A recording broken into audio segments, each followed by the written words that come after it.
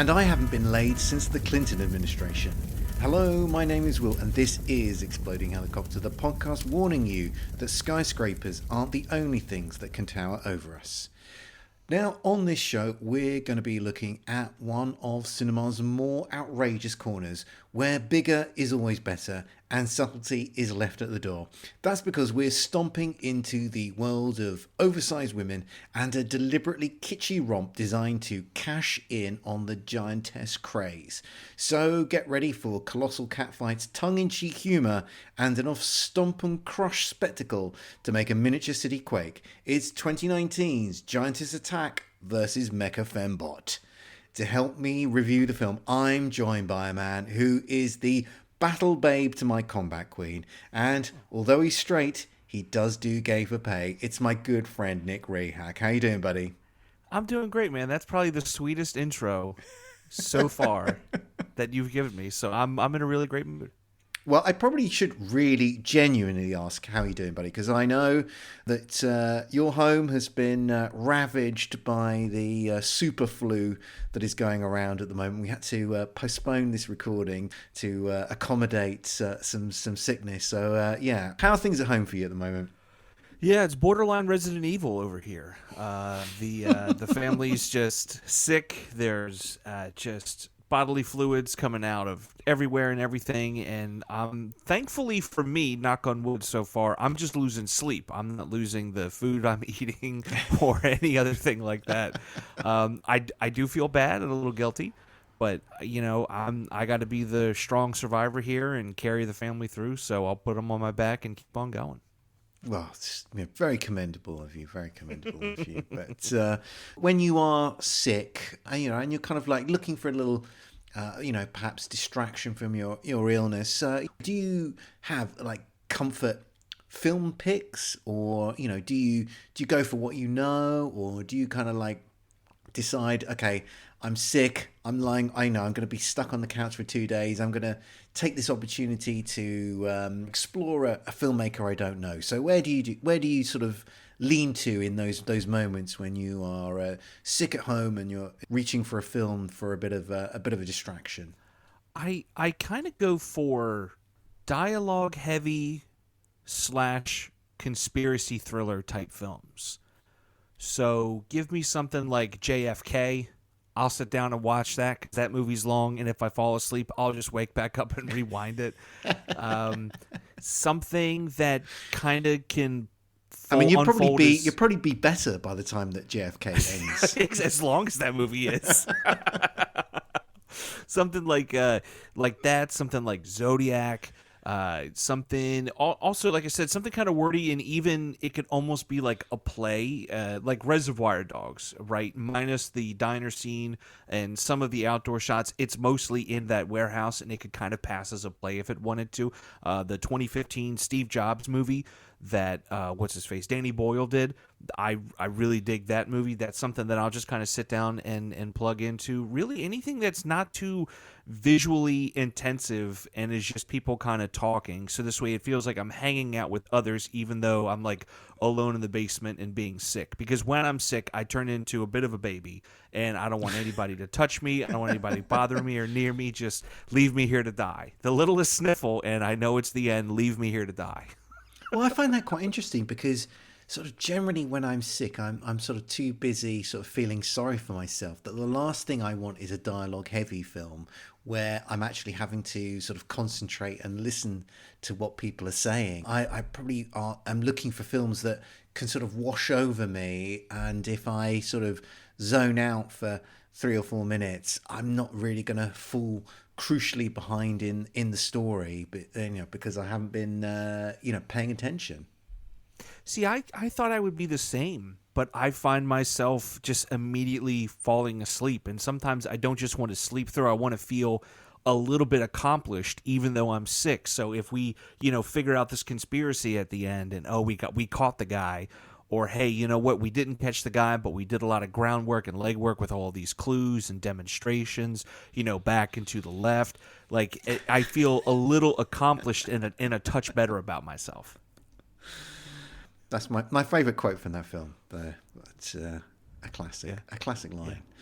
Well, I think it's time we got stuck into Giantess Attack versus Mecha Fembot. So let's find out who's giving the orders.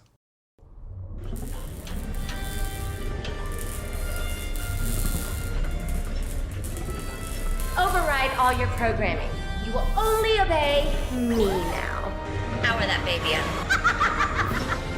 With this power, we have the world at our fingertips. We destroyed a city together. I've seen the dark side. I will never grow giant again.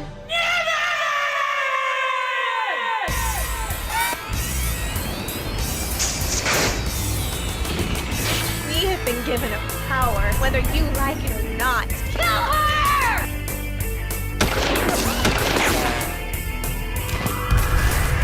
Where this 100-foot-tall woman came from is a complete mystery.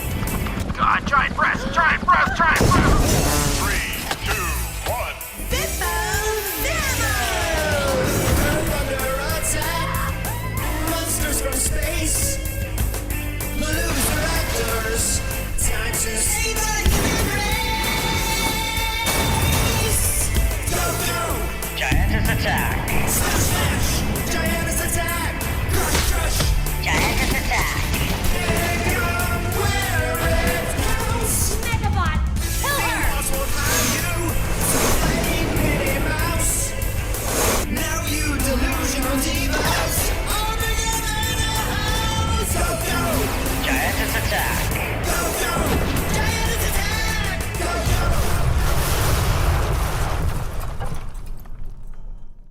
So, this is a sequel to Giantess Attack. In that movie, our heroes, Frida and Deirdre, are given alien technology that allows them to grow into giant women. The action picks up with Frida and Deirdre having gone their separate ways, with Deirdre vowing never to become a giantess ever again. However, that promise is put to the test when the evil space queen Metaluna, the villain from the first film, returns to Earth hell-bent on revenge. And the vehicle for her retribution is the titular Mecha Fembot. Can our protagonists put aside their rivalry long enough to take down the mechanical menace? We'll obviously watch the film and find out. Giantess Attack versus Mecha Fembot stars Tasha Tacosa, Rachel Riley and Christine Nguyen. It was written and directed by the low-budget filmmaker Jeff Leroy, who's made films with such memorable titles as Frankenstein in a Women's Prison, Dracula in a Women's Prison, and Werewolf in a Women's Prison. Jeff Leroy, though, should be very well known to listeners of this podcast because this is one of 5 films that he's made with an exploding helicopter, the others being Crack Up, Crack, Unseen Evil 2, and Creepies. On IMDb, this film has a user rating of 4.3, and on Letterboxd, this film does not currently have a user rating because not enough people have watched it, which probably tells you as much as any rating. So with all of that out of the way, Nick, what did you make of Giantess Attack versus Mecha Fembot? It was different. It was very, very different. I think this is the first, let's say, fetish film I've ever watched before. Which was a new experience for me. I've never watched a film where I kept looking over my shoulder to make sure nobody else in the house was in the room with me. I felt like I really had to be alone when watching this movie. It's interesting because and this is a weird way to say it, but there's fun and inventive shots in the film. So there's definitely some creativity behind it. And it's interesting to kind of piece together, what kind of stock footage they pulled in order to create what they created. I think had I seen maybe the first film, I would better understand the story, although it does reference the previous one enough to where you can kind of piece together what's going on. And at the end of the day, you don't really need to know. But it's a film that definitely, it's got some pacing issues. And I think there's some satirical elements that if you took it out and kind of tightened this up, you could have like a genuine Adult Swim-esque hit on your hands where people would like really cling to this, and it could be like a more traditional, if you will, like cult classic. It definitely is something I'd never seen before, and it caught me off guard. So this is probably the wildest of the films that I've had to watch, not just for Exploding Helicopter, but really for any podcast. So I thank you for once again introducing me to something new and kind of pushing the boundaries of what cinema can be. Well, Nick, I'm very happy to hear that from you. So I take that as a badge of honor. And there's quite a lot there that you said that I want to respond to, and that we should probably dig into. Let's perhaps acknowledge the fetish angle that we are talking about here, because this film was very deliberately made to exploit the giantess sexual fetish, where men like to get their rocks off to the sight of supersized women crushing and stomping on things. And look, Nick, my sexual interests are fairly vanilla, frankly. I'm sure a man, as worldly wise as yourself is better versed in these things than me. I really, frankly, had no idea that this world existed until I watched this film, and I was doing some research for this podcast. I had no idea that this particular kind of realm of sexual fetish existed. I mean, were you aware of this particular kind of niche sexual peccadillo that some men seem to enjoy? I was aware, and I have heard of it. I never really sat down and watched it because, and I'm not knocking anybody that's into it. It just never piqued my interest. It never was here's this giant woman, oh, she's gonna come squish me like a bug. Hell yeah. That's never been a thought that crossed my mind. And I've always been curious too. I'm gonna be honest, Will. I'm a bit of a snob. So when it comes to the effects work, I can kind of step out of that realm and that mindset and be like, man, I would have done this differently, or this effect could have been done better. I kind of start to nitpick the technical aspects of it, and I lose what it's trying to get across. So for me, I ruin it for myself, really. And I think that's one of the things that never really did it for me, because I'm like, oh, we're just shooting at low angles all the time. There's nothing too creative about this. But again, it's just not for me, and I would never take away the joy that it brings others, As I say, this is a world that I'm not versed in. So I am assuming that kind of what lies behind the interest of some men in this area is that it's essentially it's about kind of being submissive to women. It's about being overwhelmed by women who are physically bigger than you. And so I think that this film is definitely playing into those ideas. But when I was thinking about that, whilst I was watching it, and I was actually wondering well, how, if I was into that idea, how well would this film actually be playing, how much would this be satisfying my interests in those particular areas? Because certainly the way the women are presented on screen, the way they are shot with the kind of the camera tricks they use, they appear big, but they're not, because I think you could go further with what you see in this film. I was watching this film, and I was thinking back to some Ross Meyer films that I have watched, where I kind of felt like this film, it could have gone further. There's certainly some very close-up shots of arses and women's crotches as well, but it felt like it could have been much it could have been much dirtier, frankly, and much more lewd, much more suggestive, which I'm not saying I necessarily wanted. So, but I'm just, in terms of thinking about who is the audience for this film, if I'm into kind of the giantess sexual fetish, is this film giving me enough for me to get my rocks off? I appreciate, you've not necessarily got great level of insight into this genre, but yeah, I don't know. What's your two penneth worth anyway? That's one thing that I noticed too, is it doesn't get overtly sexual, right? It never borders or tiptoes into like the world of softcore, because there's not this like introduction of like intense sexuality or even really sensuality about it, right? And like you said, it's not like there's different attributes of the women that are expanding and growing, right? It's just the women themselves that are bigger. And weirdly, at times I watch this and I'm like, man, this is really passing the Bechdel test right now, because the conversations between the women, it's not about men. They're trying to figure out what's going on in their relationship, or they're trying to, stop an enemy. They're trying to do all these different things. So in a weird way, it's this empowering. And maybe that's the play. Maybe that's the move. Maybe the focus is just on the empowerment of these women, and it doesn't matter who they are, what they look like.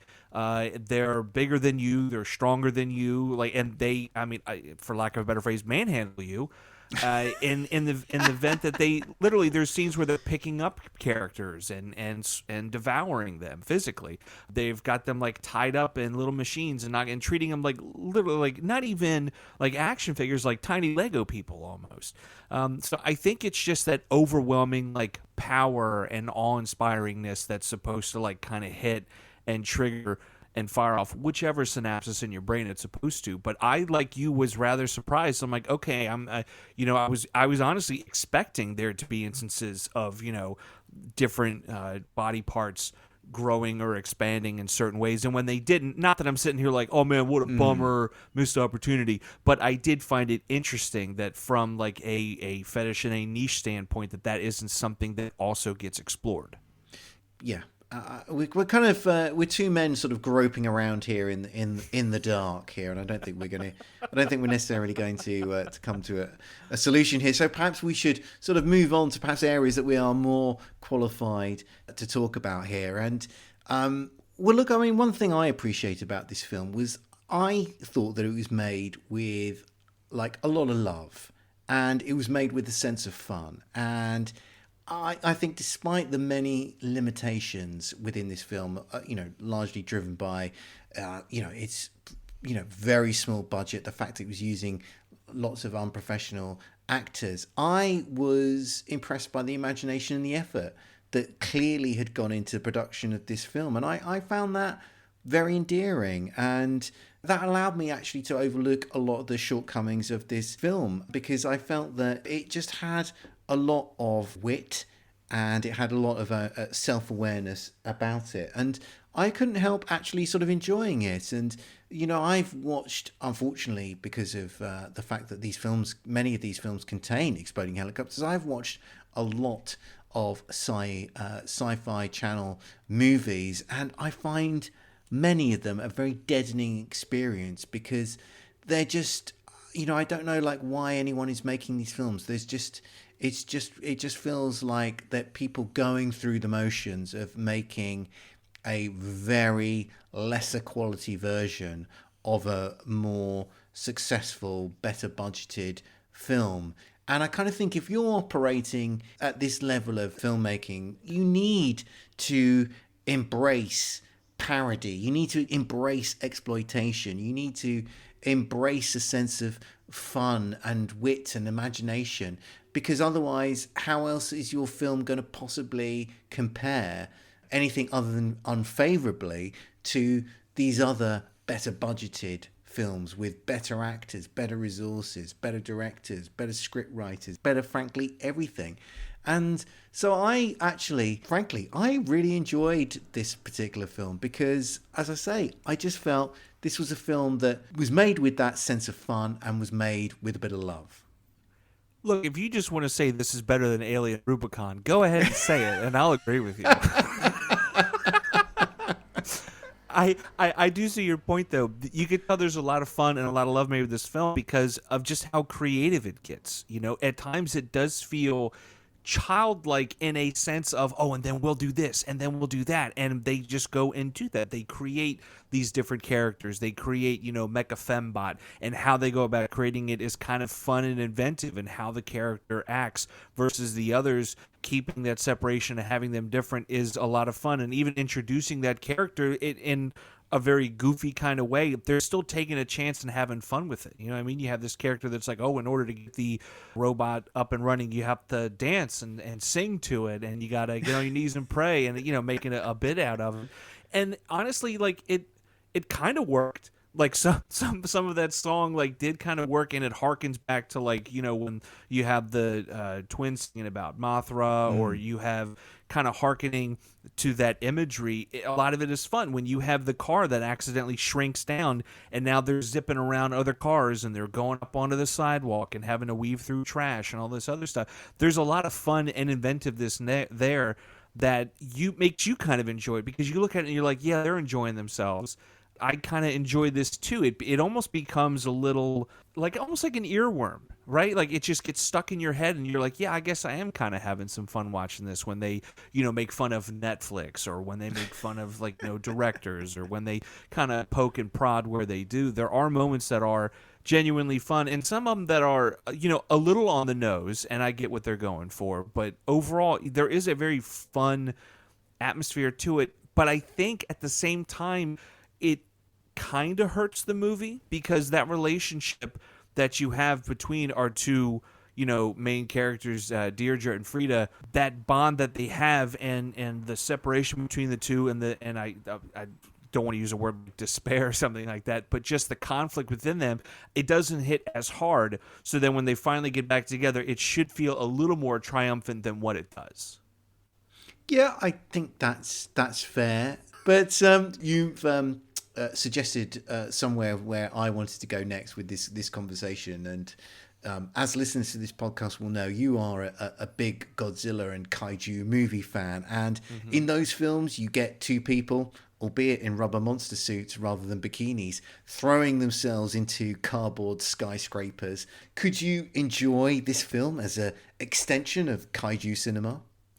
I think you could, and I don't think it's out of the realm of possibility to have some of those monsters come into play, or vice versa. Like, Godzilla could easily step in and go, "Oh, hold on a second here, ladies. Like, I'm the guy here. Like, if you can't take out Mecha Fembot because of, you know, how she's built with steel and stuff, I got this." And then hit her with some flames, and the other part of it too is like something that, and I don't.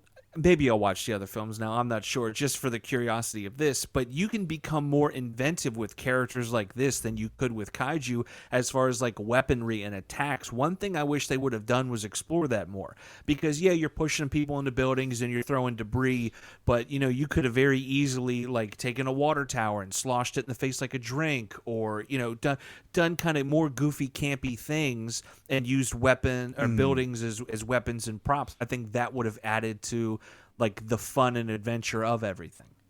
Well, I definitely enjoyed this film from that perspective, because it reminded me of that sort of golden era of like Godzilla movies where, you know, the cities that Godzilla was smashing up were, you know, these beautifully made miniature replicas of cities, and just had somebody crushing around there in a rubber suit. And so I appreciated the throwback to those old school camera tricks and special effects that created those movies. I appreciated this film kind of reminding me of that kind of particular era of movie making. And I don't know, there's just something more. Maybe it speaks to my age. Somehow I just feel more thrill and more excitement about seeing somebody being thrown into a cardboard and plywood version of a skyscraper rather than a sort of CGI version of it. I wholeheartedly agree, and I think it adds to the point that you made earlier. It just adds to the fun, and it shows that they're in there, they're having fun, and they're taking it, you know, seriously to an extent. But if they're willing to take the time to build and create these tangible things that we can see and interact and appreciate, it feels like there is care there. It feels like they're trying to put out a product rather than just sell you something, sell you a commodity or something that is easily just, you know, a couple clicks and points on a mouse. I mean, it's obvious, I'm not trying to degrade effects work that way, but building something and having it tangibly explode versus just a couple buttons to create an explosion, it adds more for both the creator and the person watching, you know, the film. And one thing that I really appreciated in this film, and you mentioned it already, was Alien Rubicon, that very miserable exercise in a movie that we watched for this podcast a few shows back, because unfortunately it has the most exploding helicopters in of any movie ever made, and that film we just found very dispiriting watch.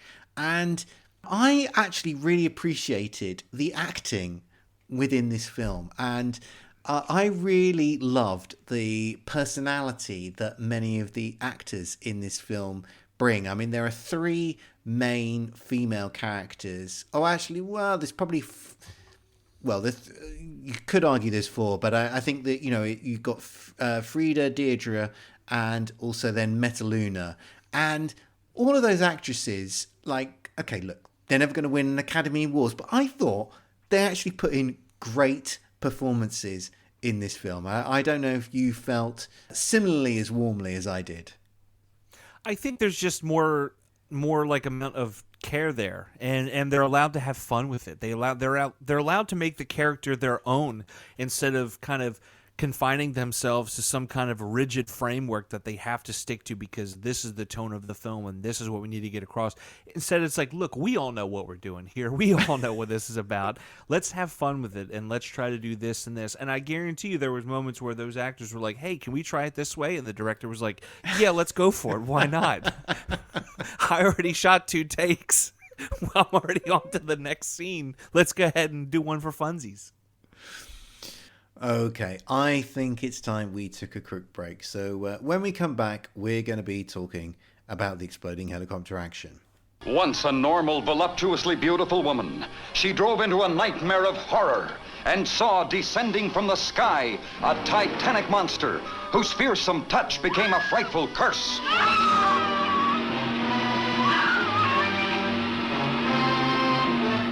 You think I'm drunk, don't you? All of you! I'm not drunk! I'm not! You've got to believe me. Please. It was right in the middle of the highway, 30 feet tall. Once she's in the booby hatch, throw the key away. That'll put you in the driver's seat. You'd make a wild driver, Harry. With $50 million. What she saw was beyond belief until others, too, faced its hideous, uncontrollable menace.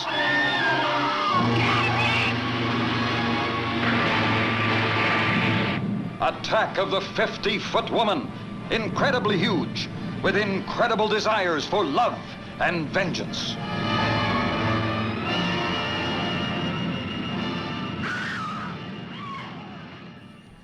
We're back, and now we're looking at the exploding helicopter action. This occurs after Mecha Fembot is unleashed upon LA. The police try to stop the mechanical menace, and these efforts include a helicopter. Unfortunately, the pilot is so distracted by the sight of the robot's giant breasts that he haplessly crashes into them. There's a small explosion on impact, after which the helicopter plummets to the ground and explodes in a big fireball. Nick, what did you make of the chopper fireball action? I mean, it's one of a kind. It's rare. It's unique. You're never gonna see it like this ever again. Like you said, it's a helicopter explosion that's caused by breasts. You and I have watched a myriad of films, and we've discussed them now. We've seen all kinds of different vehicles used. We've seen different weaponry used. We've seen different, a myriad of different things. Never, ever in a million years did I think I would sit down and have a conversation and talk about how a pair of breasts caused a helicopter to explode. And a pretty decent explosion at that. Now, granted, it's largely CGI, and I don't mean to, poo-poo it like I kind of did earlier, but it's a great fireball explosion, and there's plenty of explosion to go around. I wish it lasted a little bit longer, but it's a film where a helicopter is exploded because the guy is distracted by breasts. I mean, what more is there to say? Well, look, Nick, I completely agree with you. I mean, the final words that we hear, in the moments before the exploding helicopter are the pilot going, giant breasts, and then we get an exploding helicopter. I mean, I don't know what more any red-blooded man could want from a movie. And as you were saying, you are witnessing something unique here. First known use of boobs to explode a helicopter. So we are seeing cinematic history being made within this film. I agree with you that given the resources that are at the disposal of this particular filmmaker, this is actually, I think, very well executed helicopter explosion with a decent fireball. Yes, the kind of majority of the explosion takes place off screen, and we do see the fireball sort of emerge into camera. So there's a bit of a cheat being employed here, but I think we can cut this film some slack given that this is a micro budget movie. So I was delighted to see this film for the first time and add it to the canon because it's adding something unique, as you say. First known use of boobs, first known use of breasts, and be interesting to see how else filmmakers could exploit these particular mammaries to further blow up other helicopters. I can't imagine how that will be done, but I'm sure somebody out there has got some ideas. If you can think it, you can dream it, and all we can do is put it out into the universe, the law of attraction, you know what I mean? Just send a lot of positivity out there, and maybe, the universe will answer back and gift us with something as glorious, if not more. Yeah, amen to that, brother. Okay, I think it's time to wrap things up for this show. Nick, thanks for joining me once again. Before I shrink you back down to size, is there anything you'd like to plug? Just the usual, rabbitholepodcasts.com. You can head over there. There's a myriad of podcasts. I am on a few, two of which, Lyrical Innuendo, myself and Bubba Wheat, we're listening to some tunes and breaking down the lyrics. And also myself and Jason Soto play MST for me. We're watching every episode of Mystery Science Theater 3000 ever. We're talking about it, and I'm having a lot of fun doing it. You can also catch me on occasion, time to time, over at Movies, Films, and Flicks. It's a fantastic podcast hosted by Mark Hoffmeyer, so feel free to check those out at your leisure.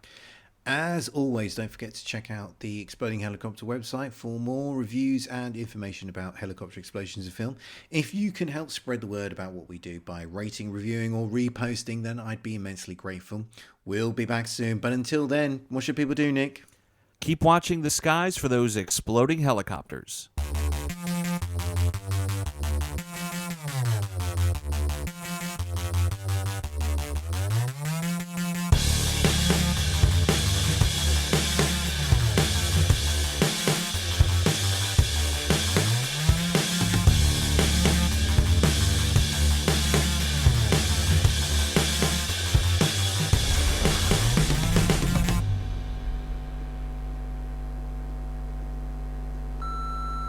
This podcast is a proud member of the Lamb Podcasting Network. Find the network at largeassmovieblogs.com.